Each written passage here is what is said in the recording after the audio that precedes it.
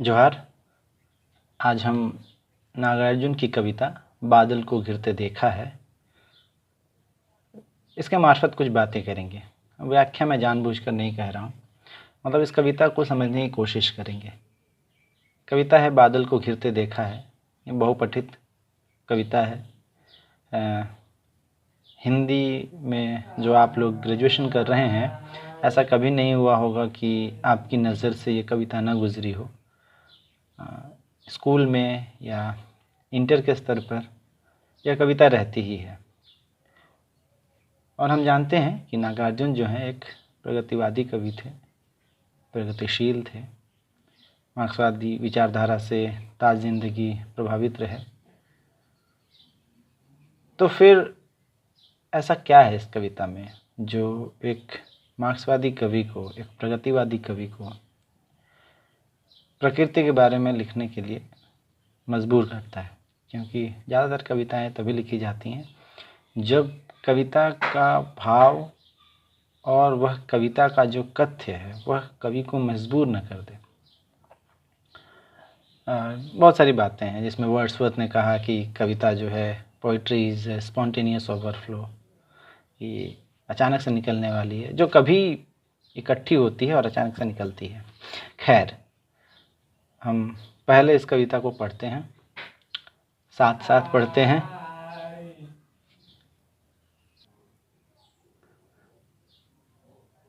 अमल धवल गिरि के शिखरों पर बादल को घिरते देखा है। छोटे छोटे मोती जैसे उसके शीतल तुहिन कणों को मान सरोवर के उन स्वर्णिम कमलों पर गिरते देखा है। बादल को घिरते देखा है। तुंग हिमालय के कंधों पर छोटी बड़ी कई झीलें हैं। उनके श्यामल नील सलिल में समतल देशों से आकर पावस की उमस से आकुल तिक्त मधुर विस्तंतु खोजते हंसों को तिरते देखा है। बादल को घिरते देखा है। ऋतु वसंत का सुप्रभात था, मंद मंद था अनिल बह रहा। बालारुण की मृदु किरणें थीं, अगल बगल स्वर्णाभ शिखर थे। एक दूसरे से विरहित हो, अलग अलग रहकर ही जिनको सारी रात बितानी होती। निशा काल से चिर अभिशापित बेबस उस चकवा चकई का बंद हुआ क्रंदन। फिर उनमें उस महान सरोवर के तीरे शैवालों की हरी दरी पर प्रणय कलह छिड़ते देखा है। बादल को घिरते देखा है। दुर्गम बर्फानी घाटी में शत सहस्त्र फुट ऊंचाई पर अलक नाभि से उठने वाले निचके ही उन मादक परिमल के पीछे धावित हो होकर तरल तरुण कस्तूरी मृग को अपने पर चिढ़ते देखा है। बादल को घिरते देखा है। कहाँ गया धनपत कुबेरवा, कहाँ गई उसकी वह अलका। नहीं ठिकाना कालिदास के व्योम प्रवाही गंगा जल का। ढूंढा बहुत परंतु लगा क्या, मेघदूत का पता कहीं पर। कौन बताए वह छाया में बरस पड़ा होगा न यहीं पर।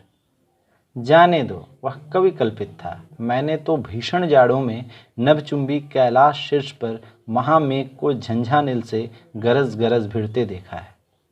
बादल को घिरते देखा है।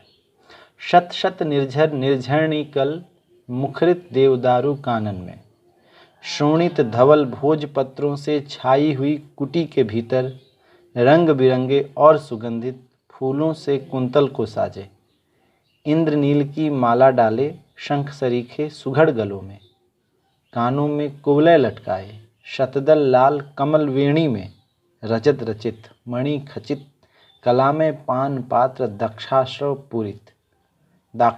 पूरित रखे सामने अपने अपने लोहित चंदन की त्रिपदी पर।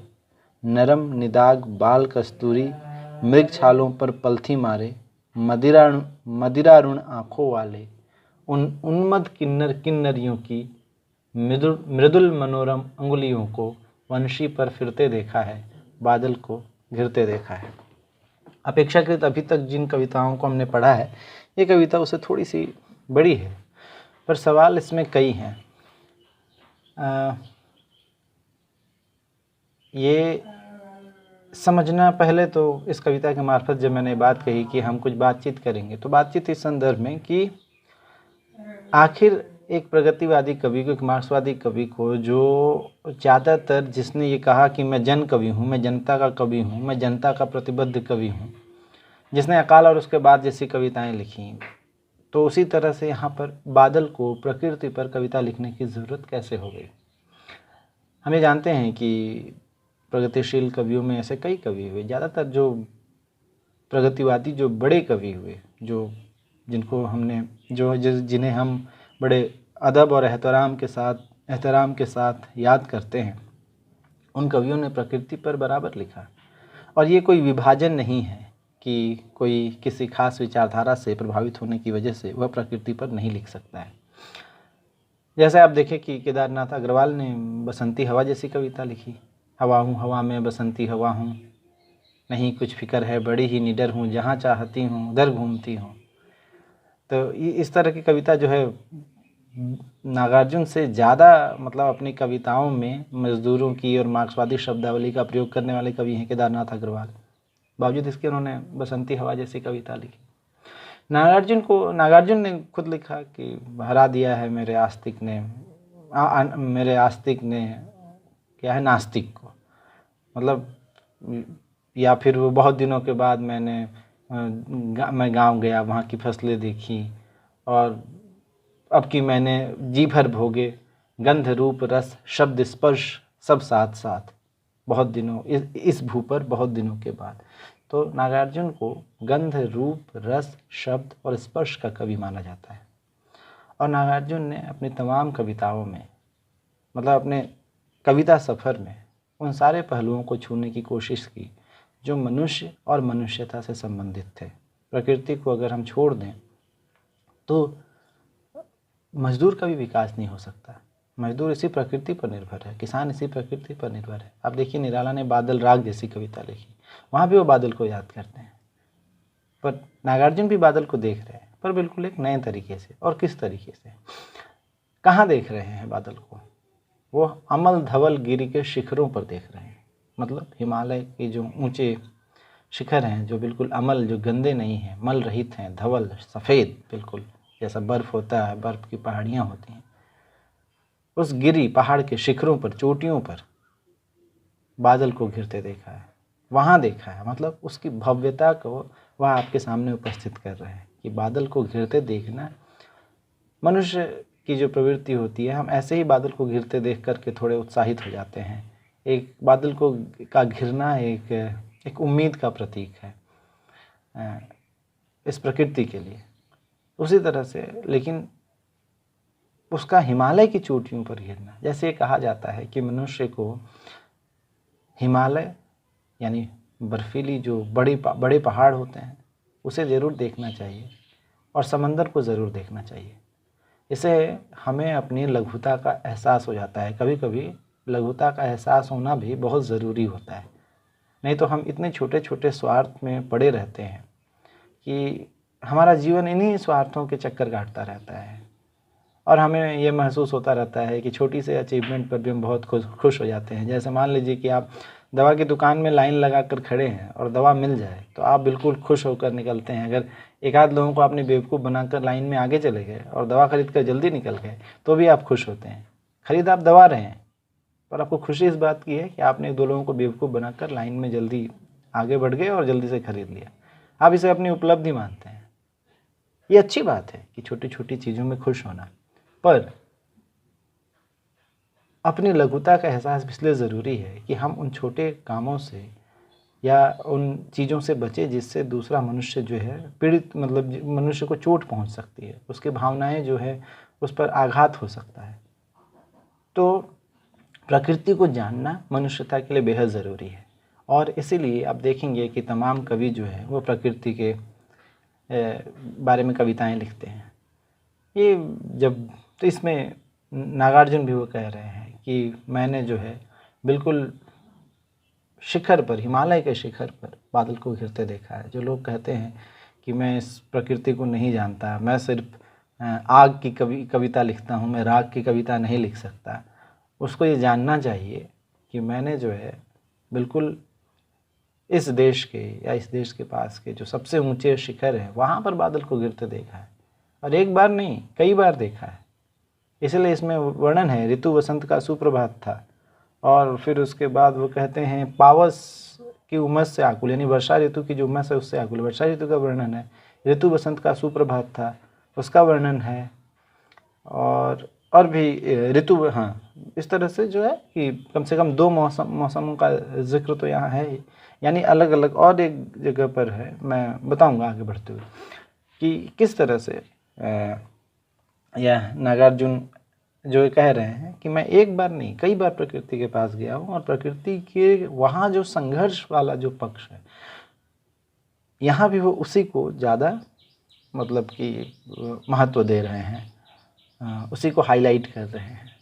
मतलब आज की शब्दावली में कहें तो कह रहे हैं कि छोटे छोटे मोती जैसे उसके शीतल तुहिन कणों को, बादल जो होता है वो असल में जैसे मतलब पानी से ही बनता है, तो उससे ही जो तुहिन कण यानी ओस की जो बूंदें हैं वो नीचे गिरती हैं। तो उन ओस के बूंदों को उस मानसरोवर, जहाँ पर मतलब जो सबसे बड़ा सरोवर और सबसे रमणीय सबसे सुंदर सरोवर माना जाता है, जो बिल्कुल हिमालय के मध्य में स्थित है, तो उस मानसरोवर के स्वर्णिम कमलों पर, मतलब जो एकदम जिन पर मतलब जो सोने जैसे रंग के दिखते हैं, उन कमलों पर। और क्यों दिखते हैं? क्योंकि ओस कब गिरता है?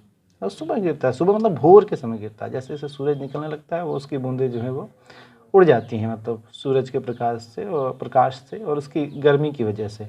तो जो सूरज निकल रहा है वो सुबह का सूरज है, वह भोर का सूरज है, और उसकी रोशनी जो है कमलों पर जब पड़ती है तो वह स्वर्णिम लगते हैं, सोने के जैसे लगते हैं।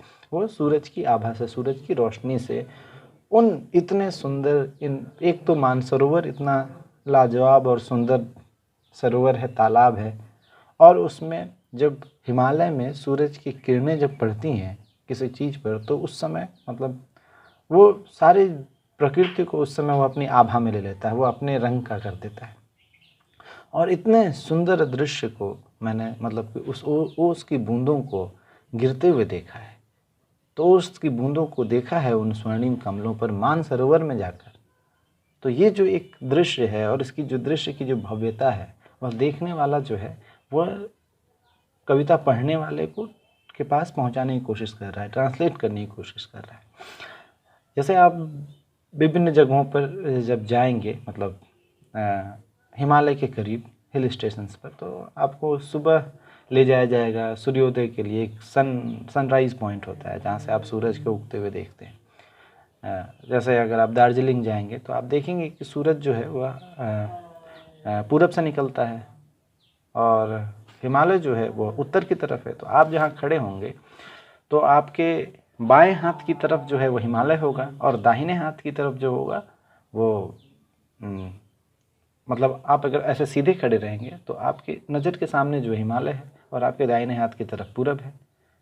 तो जब सूरज जो निकलता है वो पूरब से निकलता है, और उसकी रोशनी जो है वो हिमालय पर पड़ती है, और सूरज के बदलते हुए रंग के साथ वो जो चोटियां हैं हिमालय की, वो भी अपना रंग बदलते हैं। और सूरज जो है वो आप ऊंचाई पे खड़े होते हैं और आपको नीचे से निकलता हुआ दिखता है, तो आपको ऐसा लगता है कि बहुत सारे लोग जो हैं उसको लाकर छोड़ कर जा रहे हैं। और उस समय आप सोचते हैं कि मैं सूरज को निकलते हुए देखूं या रंग बदलते हिमालय के शिखरों को देखूं। तो ये जो एक दृश्य है, इस दृश्य का जो महत्व है, इसका जो सौंदर्य है, इसके अंदर की जो सुंदरता है और इसकी जो भव्यता है, यह सिर्फ महसूस की जा सकती है। और ये तभी होगा जब आप प्रकृति के नज़दीक जाएंगे। चाहे उसको जितनी फिल्मों में देख लें, आप जितनी कहानियों कविताओं में सुन लें, पढ़ लें, किसी के मार्फत सुने, जितने भी अच्छे तरीके से बताया गया हो, पर उस पल को, उस पल की भव्यता और सौंदर्य को, सुंदरता को महसूस करने के लिए आपको वहाँ होना पड़ेगा। और नागार्जुन वहाँ हैं। उस प्रकृति से नज़दीकी को वो अपने कविताओं में हमारे पास पहुँचाने की कोशिश कर रहे हैं।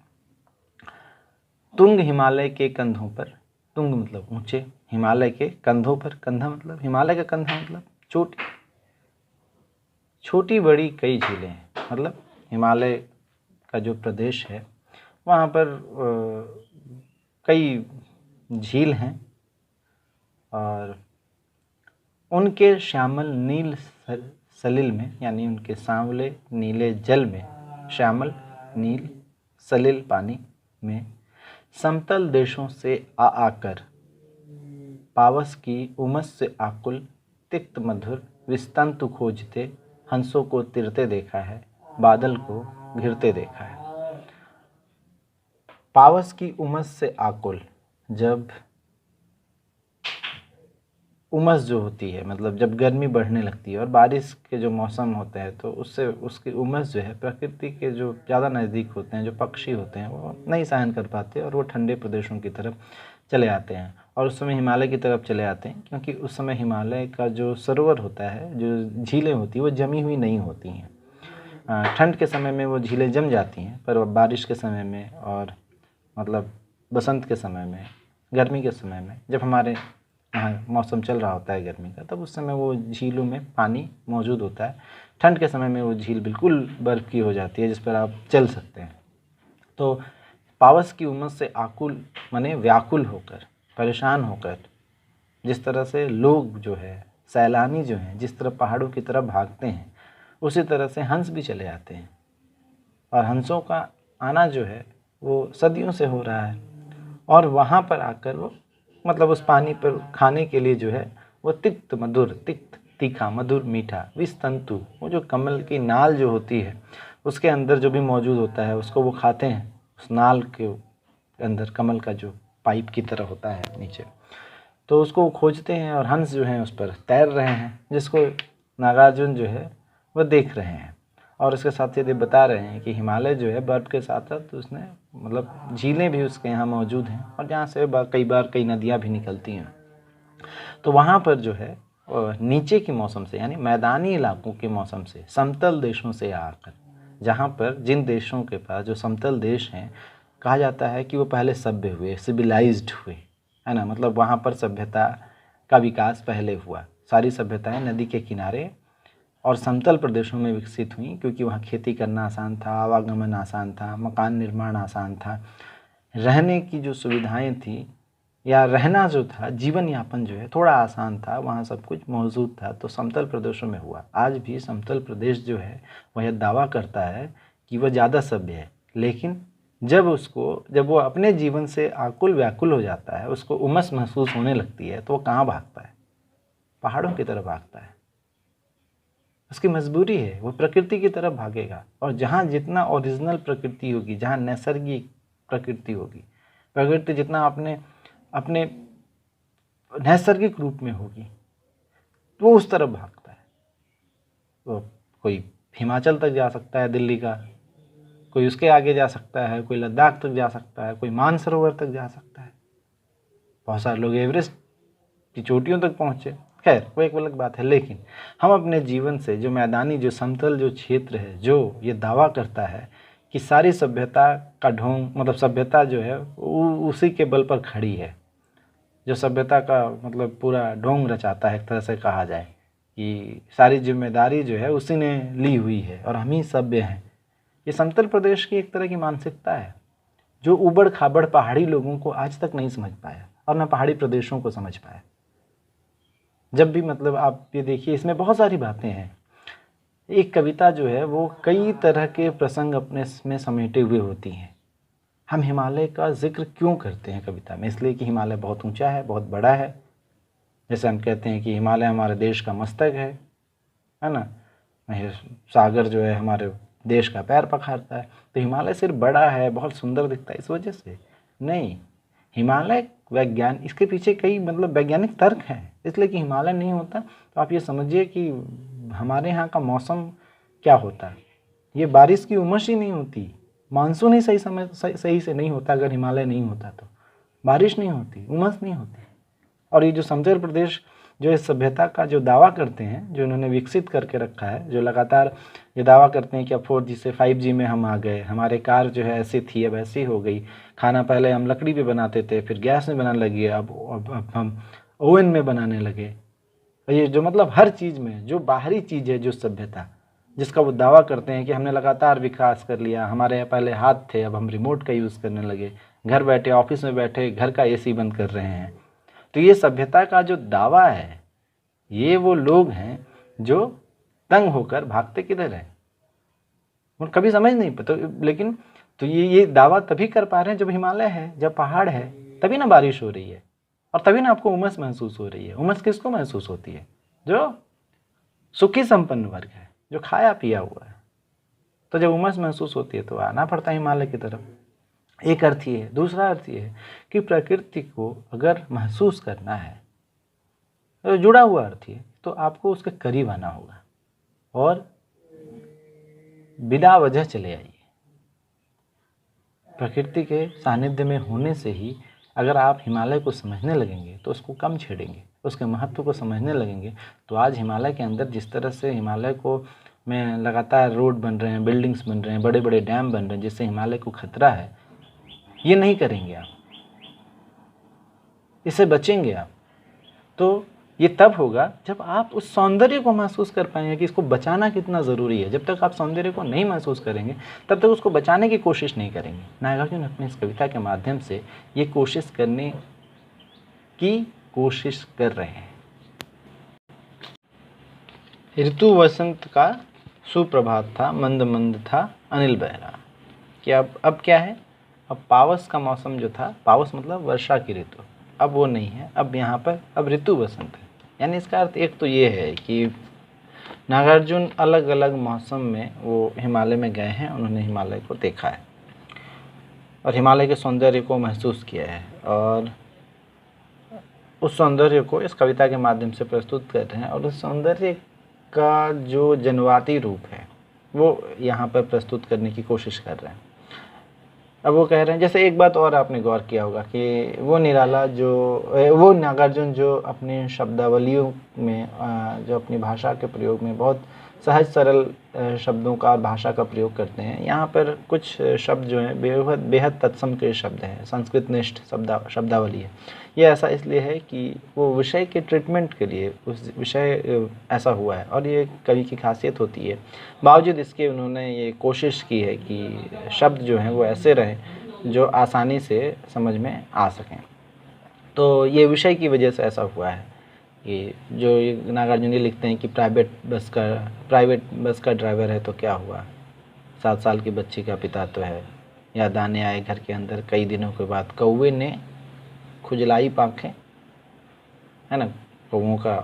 तो ये इस तरह के देशज शब्दावली भी है और तत्सम शब्दावली भी है। भाषा प्रयोग के स्तर पर भी नागार्जुन में बहुत विभिन्नता दिखाई पड़ती है।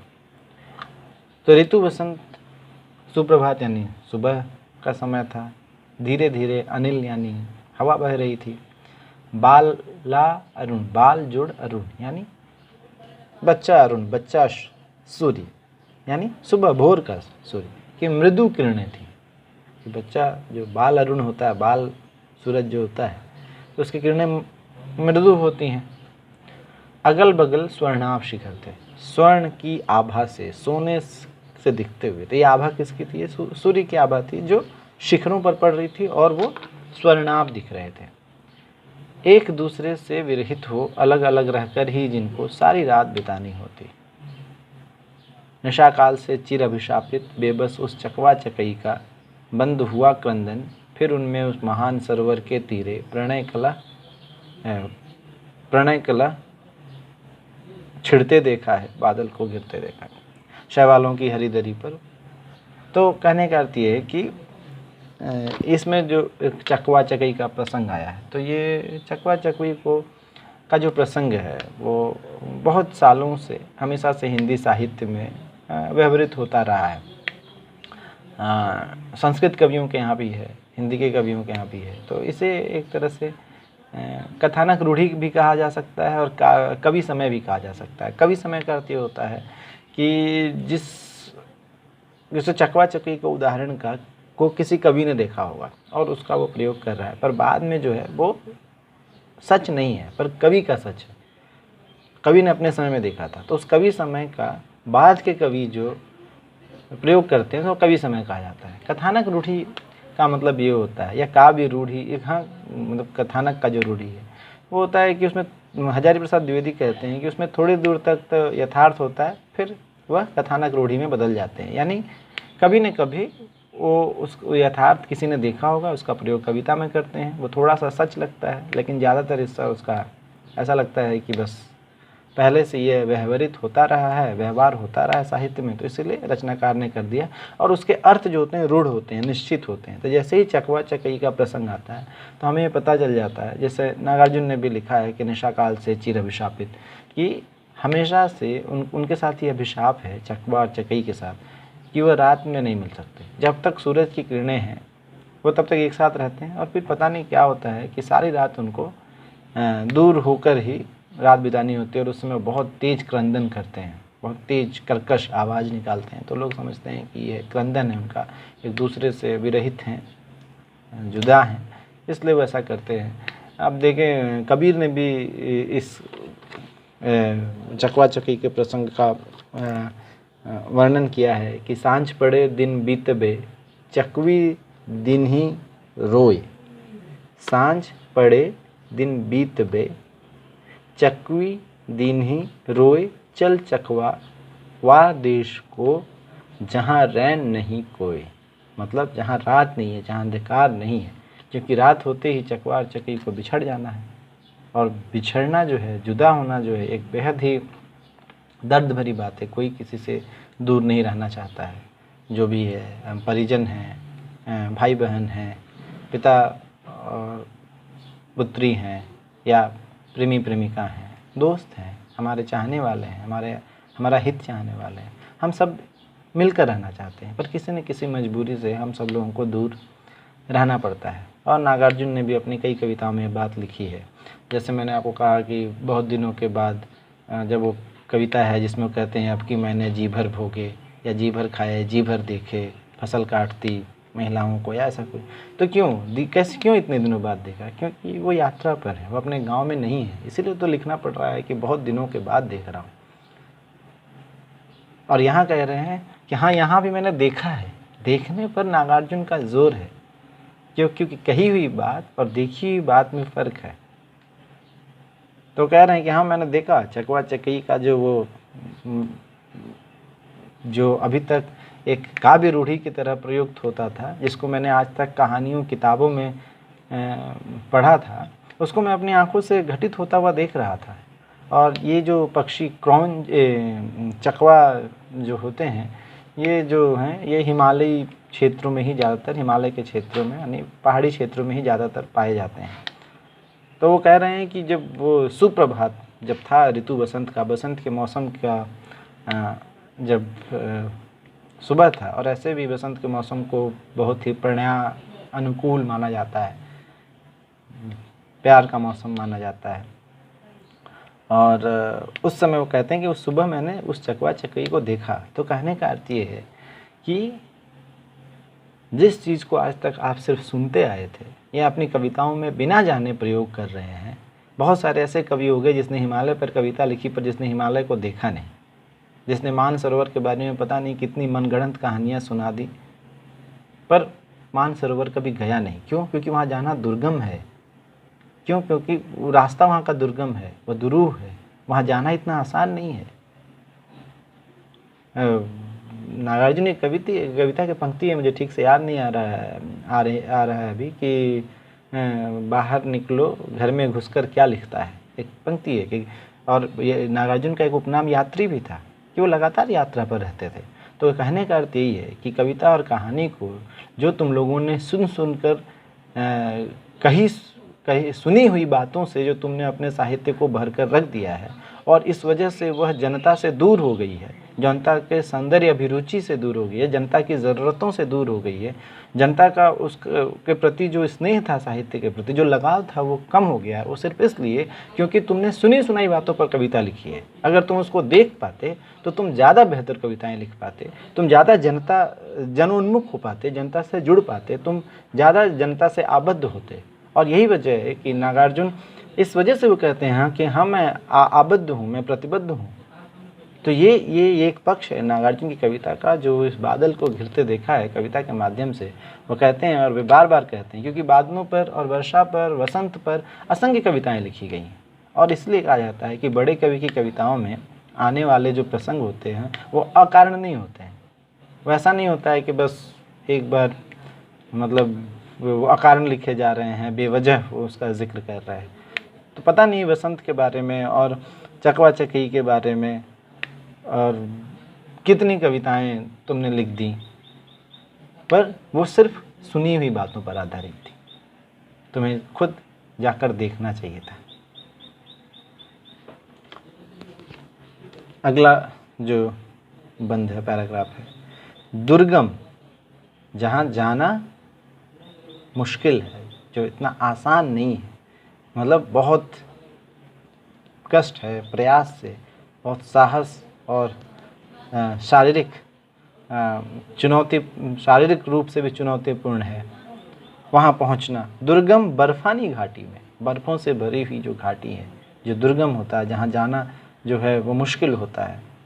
शत सहस्र फुट ऊंचाई पर, मतलब हजारों फीट ऊंचे पहाड़ी चोटियों पर, अलख नाभि से उठने वाले, न देख पाने वाले, एक नाभि से उठने वाले, निज के ही उन्मादक परिमल के पीछे धावित हो होकर, निज के ही उन्माद, जो अपने ही शरीर से, अपने ही नाभि से निकलने वाले एक ऐसे सुगंध जो उन्माद से भर देता है, के पीछे धावित हो होकर, के पीछे दौड़ दौड़ कर तरल तरुण कस्तूरी मृग को अपने पर चिढ़ते देखा है, बादल को घिरते देखा है। कबीर ने भी इसका जिक्र किया कि क्या है, कस्तूरी कुंडल बसे मृग ढूंढे बनमाही, वैसे घट घट राम है उसको देखे नाही। ऐसा ही कुछ है कि जिस तरह से मृग जो है वो उसको पता नहीं होता है कि ये कस्तूरी जो है, जिसका बहुत सुगंधित होता है, जिससे बहुत तेज गंध उठती है, वो कस्तूरी जो है उसके नाभि में ही है, उसको नहीं देख पाने की वजह से वह जंगल जंगल घूमता फिरता है। वैसे ही घट घट में हर जगह पर राम है, लेकिन उसको कोई नहीं देख पाता है, और उसको ढूंढने के लिए लोग इधर से उधर, मंदिर से मस्जिद, मतलब राम को मंदिर टू मंदिर कहा जाए, और एक जगह से, एक तीर्थ स्थल से दूसरे तीर्थ स्थल। और कबीर के राम सिर्फ हिंदू राम नहीं है, जैसा उन्होंने कहा कि दशरथ का पुत्र राम नहीं है मेरा राम, तो वही मंदिर मस्जिद, या जैसे कबीर के हवाले से मैं कह रहा हूँ कि उसको जगह जगह लोग ढूंढते हैं, जबकि राम जो है बिल्कुल पास में ही होते हैं, बिल्कुल नज़दीक ही होते हैं, उसको लोग नहीं समझ पाते हैं। ठीक वैसे जैसे मृग, कस्तूरी मृग नहीं समझ पाती कि वो उसका जो गंध है वो उसके नाभि से ही उठ रहा है। तो उससे भी मैंने, मतलब ये इसका भी खूब प्रयोग हुआ है, मतलब कस्तूरी मृग का भी जो ये जो काव्य रूढ़ी है, इसका खूब प्रयोग किया गया है, हर कवि ने प्रयोग किया है। और उसको भी मैंने बिल्कुल वहाँ पर पहुँचकर, मतलब उस बर्फानी घाटी में जहाँ पहुँचना संभव नहीं है, वहाँ पर 1000 फीट की ऊंचाई पर इस मृग को देखा है कि वो कैसे अपने पर वो चिढ़ रही होती है, और ऐसे समय में जब बादल घिर रहा होता है। और एक बात और ध्यान रखिए कि पहाड़ी क्षेत्रों में आप ये सोचेंगे कि ठीक है, पावस की उमस से आकुल, पावस का मौसम का वर्षा की बात थी, पर ये वसंत ऋतु में और अकारण किसी भी मौसम में ये बादल क्यों घिरने लग रहा है? तो ये भी इसी वजह से है कि आपका पहाड़ से अपरिचय है। मतलब जो लोग पहाड़ों में जाते हैं, जिन्हें ये संयोग मिल पाया है, वो यह जानते हैं कि पहाड़ों में बादलों का घिरना अनायास, असमय कभी भी हो सकता है। उतने फुट ऊंचाई पर, मतलब कभी भी बादल, अचानक से मौसम, और बहुत तेज़ी से वहाँ का मौसम बदलता है। तो इसीलिए वो कहते हैं कि उस पूरे मौसम में जब ये बादल को मैंने लगातार, इसीलिए ये पंक्ति जो है बार बार आ रही है। फिर वो एक मिथक की तरफ बढ़ते हैं, मतलब साहित्य के अंदर साहित्य है, कविता के अंदर ही दूसरे कई महाकाव्यों और कविता में आने वाले प्रसंगों का जिक्र है, और उस जिक्र को नागार्जुन जो हैं वो अपनी जनवादी दृष्टि से भेदने की कोशिश कर रहे हैं, या उसकी जनोन्मुखता को प्रकट करने की कोशिश कर रहे हैं। कहाँ गया धनपति कुबेर? वह, हम जानते हैं कुबेर जो था वो धन का राजा था, जिसके बारे में कहा जाता था कि कहीं वहीं हिमालय के चोटियों के आसपास उसकी वह कुबेर नगरी है। कहाँ गया धनपति कुबेर? वह, कहाँ गई उसकी वह अलका नगरी? अलका नगरी का ही राजा था कुबेर। नहीं ठिकाना कालिदास के व्योम प्रवाही गंगा जल का। और जो दूत बनकर बादलों को भेजा था, आगे है, ढूंढा बहुत परंतु लगा क्या, मेघदूत का पता कहीं पर। यक्ष ने जो बादल को दूत बनाकर भेजा था, जिसको, ये भी एक रूढ़ी है, हम जानते हैं कि कुबेर ने उसको, यक्ष को इतना अपनी प्रेमिका से लगाव हो गया था कि उसने, वो कोई गड़बड़ी करता है और कुबेर उसको साल भर के लिए निकाल देता है। और जब बारिश का मौसम आता है, यहाँ देखिए ये बारिश के मौसम का वर्णन है, मतलब एक तरह से अगर देख लिया तो बारिश का मौसम जब आता है तो यक्ष जो है वह बादलों को ही दूत बना करके अपनी प्रेमिका के पास भेजता है। ये, और इसी पर मेघदूत जो है वो कालिदास का महाकाव्य है। तो कह रहे हैं कि वो सारा जो कुछ हमने कविताओं में, महाकाव्यों में, साहित्य में पढ़ा था, उसको तो यहाँ ढूंढने पर वो नहीं मिल पा रहा है। हमने जो देखा था वो तो यहाँ नहीं है। मतलब हमेशा जो कविता में जैसा जिक्र हो, ज़रूरी नहीं कि वो हो। तो वो कह रहे हैं कि यहाँ धनपति कुबेर नहीं है, उसकी अलका नगरी का पता नहीं है। कालिदास ने जिस मेघदूत का जिक्र किया है, जो दूत बनकर गए थे यक्ष के, वो दूत भी यहाँ नहीं दिख रहा है। फिर वो कहते हैं, फिर वो कह रहा, कौन बताए वह छाया में बरस पड़ा होगा न यहीं पर। कि इतना सुंदर जो दृश्य है यहाँ का, हिमालय का, क्या पता वो इसको देखकर मुग्ध हो गया हो और यहीं पर बरस गया हो। और ऐसा कई बार जिक्र आता है कि ये अस्तित्ववादी दर्शन में कहा जाता था कि ये जो पल है वही सब कुछ है। मतलब इस पल में अगर आप जैसा महसूस कर रहे हैं और कुछ कर रहे हैं तो आप गलत नहीं कर रहे हैं। तो ऐसा नहीं है कि मतलब मैं ये कहना चाह रहा हूँ कि नागार्जुन अस्तित्ववादी दर्शन से प्रभावित है। बस एक बात मैं कह रहा हूँ कि ऐसा अस्तित्ववादी माना जाता है, हर पल महत्वपूर्ण है। नागार्जुन यहाँ ये कहना चाह रहे हैं कि प्रकृति के किस आभा को देखकर, इस विराट सौंदर्य को देखकर, क्या पता वो आगे जा ही ना पाया हो, ये भी तो हो सकता है। फिर वो कहते हैं, जाने दो वह कवि कल्पित था, यानी वो कालिदास की कल्पना थी, छोड़ देते हैं उसको, जाने देते हैं। मैंने तो भीषण जाड़ों में, अब यहाँ पर ठंड के मौसम का वर्णन है, नभ चुंबी कैलाश शीर्ष पर, नभ को छूने वाले कैलाश की जो शिखर है, महामेघ को झंझा नील से, झंझा मतलब आंधी, अनिल मतलब हवा, झंझा नील मतलब आंधी, जो जोरदार हवा चलती है, जो आंधी चलती है, महामेघ को, महामेघ, मेघ और महामेघ मतलब बादलों का जत्था, उसको तूफानों से गरज गरज भिड़ते देखा है। और उससे जो आवाज़ निकलती है, उन पहाड़ों से जो देखना, उसकी जो भव्यता, वो कोई अगर देखेगा तो फिर वह कुबेर और अलका और वो मेघदूत को भी भूल जाएगा। उस मेघदूत को जिसको भूलना कालिदास के लिए भी संभव नहीं है, जिसको भूलना नागार्जुन के लिए भी संभव नहीं है।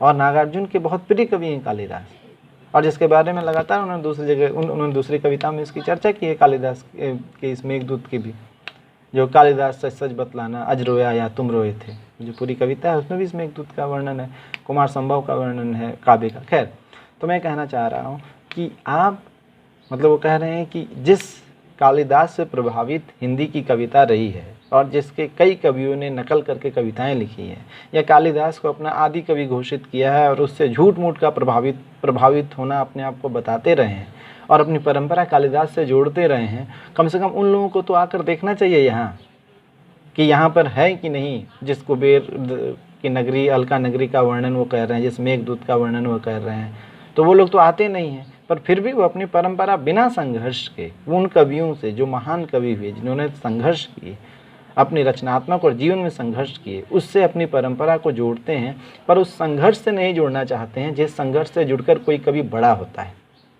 इसलिए वो कहते हैं कि जाने दो वो कवि कल्पित था। अगर वो कवि कल्पित था तो मतलब छोड़ दो, आप अगर यहाँ आएंगे तो आपको पता चलेगा कि यहाँ पर आना मतलब ही कितना महत्वपूर्ण है, और आप फिर उस कवि के उस कल्पना से और उसकी रचनात्मकता से भी जुड़ पाएंगे, अपनी परंपरा से जुड़ पाएंगे। अपनी परंपरा से जुड़ने के लिए भी प्रकृति के पास आना ज़रूरी है। आखिरी है कि शत शत निर्झर निर्झरणी कल, इसमें ज़्यादा तत्सम शब्दावलियों का प्रयोग है, संस्कृत निष्ठ है, पर अर्थ बहुत सामान्य है, सहज है। सामान्य अर्थ कहने का मतलब मैं नागार्जुन को कहीं से कम तर नहीं कह रहा हूँ। शत शत निर्झर निर्झरणी कल, मतलब 100 जो हैं झरने फूटते रहते हैं। हिमालय में आप जाएंगे देखेंगे पहाड़ों में कि कई झरने हैं। मुखरित देवदारू कानन में, मतलब देवदार के जो पेड़ होते हैं हिमालय में, जो बहुत ऊंचे ऊंचे पेड़ होते हैं, उनके जंगलों में कई झरने हैं। और उस झरनों में एक कुटी है जो भोजपत्रों से छाई हुई है। भोजपत्र मतलब एक तरह का पेड़ जिसकी छाल पर पहले शुरुआत में कहा गया कि लेखन कला का इजाद जो है उन भोजपत्रों पर ही हुआ। भोज या भुर्ज एक पेड़ होता है जिसको बहुवल्कल भी कहा जाता है। वल्कल मतलब छाल, जिसके कई छाल होते हैं। तो इस भोज पेड़ की छाल पर शुरुआत में लिखने की परंपरा की शुरुआत हुई। तो इसका छाल जो होता है वो बहुत महत्वपूर्ण होता है और इसको सिल्वर बर्च भी कहा जाता है अंग्रेजी में, इसलिए कि वो जो सिल्वर होगा यानी चांदी का कलर होगा उसको सिल्वर बर्च कहा जाएगा। फिर वो लाल, सफ़ेद, पीले कलर के भी होते हैं। तो इस पर सबसे पहले इसकी छाल पर लिखने की कला का इजाद हुआ। तो पत्ते तो ज़्यादातर आप हिमालय क्षेत्र में जाएंगे, आप जैसे हजारी प्रसाद द्विवेदी का कूटज भी पढ़ेंगे तो पता चलेगा कि उन पेड़ों में पत्ते कम होने लगते हैं। तो छाल है ये बहुत इंपॉर्टेंट होता है, वहाँ महत्वपूर्ण होता है। तो उन छालों से वो कुटिया बनाई हुई है। तो शोणित धवल मतलब लाल सफ़ेद भोज पत्रों से, उस भोज पेड़ के छाल से छाई हुई कुटी के भीतर, छाए हुए उस कुटी मतलब कुटिया जो होता है, जो घास फूस और इन सब चीज़ों से, प्राकृतिक उपादानों से जो निर्मित घर होता है, कुटी के भीतर रंग बिरंगे और सुगंधित फूलों से कुंतल को साजे, मतलब कई तरह के केश, मतलब फूल से, सुगंधित फूलों से अपने बालों को सजाए हुए इंद्रनील की माला डाले। नीलम एक पत्थर होता है, शायद उसको इंद्रनील कहते हैं, या उसी तरह का कोई मोती जो है उसकी माला डाले। शंख सरीखे सुघड़ गलों में, ऐसे गले जो बिल्कुल शंख की तरह खूबसूरत और एकदम सुगढ़ मतलब सुगठित हैं, आकर्षक हैं, उस वैसे गलों में उन्होंने इंद्रनील की माला डाली हुई है, मोती की माला पहने हुए हैं। कानों में कूले लटकाए, मतलब एक कोई होती है, मतलब वो कमल की तरह के किसी फूल का, वो कानों में पहना हुआ है उन्होंने। ईयर रिंग, शतदल लाल कमल वेणी में, शतदल लाल कमल मतलब 100 दलों वाला जो लाल कमल होता है, मतलब कि बहुत ही सुंदर जो लाल कमल है वो वेणी में यानी अपने चोटी में गुथा हुआ है। रजत रचित मणि खचित कला में पान पात्र द्राक्षा सौ पूरित, मतलब रजत रचित यानी चांदी से रचा हुआ, चांदी का बना हुआ। मणि खचित यानी मणि जो है वो उसमें जड़ा हुआ है, ऐसा कला में मतलब एकदम कलात्मक। पान पात्र है, पीने का एक पात्र है, उसमें जो है वो मदिरा भरी हुई है। द्राक्षा सौ यानी जो रस है, अंगूर का रस कहा जाए, या मदिरा जो है वो पूरित यानी भरी हुई है। रखे सामने अपने अपने सामने उन्होंने रखा हुआ है। लोहित चंदन की त्रिपदी पर, तो लाल चंदन की त्रिपदी पर एक ऐसा आसन जो है वो 3 पाए वाला है, उस पर बाल कस्तूरी का जो मृग छाला है, मतलब छालों पर पलथी मारे वो बैठे हुए हैं। और उनकी आंखें जो है मदिरा ऋण आँखों वाले, आंखें जो है बिल्कुल लाल हैं। उन्मत्त किन्नर किन्नरियों की, वो जो किन्नर और किन्नरी दोनों हैं यानी स्त्री और पुरुष जो दोनों हैं, वो दोनों ही बिल्कुल नशे में हैं। और नशा के बाद जो एक तरह का उन्माद, मतलब कि पागलपन नहीं, एक जो नशा के बाद जैसा वो दिखते हैं, मतलब नशीले जो किन्नर किन्नरियों हैं जो उससे मत्त हैं, मतलब उस द्राक्षासव की वजह से। मृदुल मनोरम अंगुलियों को, बिल्कुल कोमल उंगलियों को वंशी पर फिरते देखा है, मतलब बजाने वाला फ्लूट, बांसुरी जो होती है उस पर फिरते देखा है। और इस माहौल में पूरे बादल को मैंने घिरते देखा है। ये किन्नर जो होते हैं, ये आप देखेंगे कि एक हिमाचल का एक किन्नौर क्षेत्र है जहाँ के रहने वाले जो वासी हैं, और इनका भी खूब जिक्र हुआ है। ये यक्ष के रूप में, एक तरह से देवता गण के ही रूप में किन्नरों का भी एक रूप आता था। तो हिमाचल का जो किन्नौर इलाका है वहाँ के लोगों को किन्नर कहा जाता है, और ये बहुत सुंदर जगह पर है। मतलब किन्नौर जो शायद अब जिला है या क्षेत्र है किन्नौर, उसके पूर्व में अगर आप देखेंगे पूर्व की तरफ तो आपको तिब्बत दिखाई पड़ेगा, हिमालय का ही क्षेत्र है। पश्चिम में अगर आप देखेंगे तो आपको लाहौर जो स्पीति है, दर्रा है, वो है। दक्षिण पश्चिम में खुद शिमला है, और दक्षिण में उत्तरकाशी है।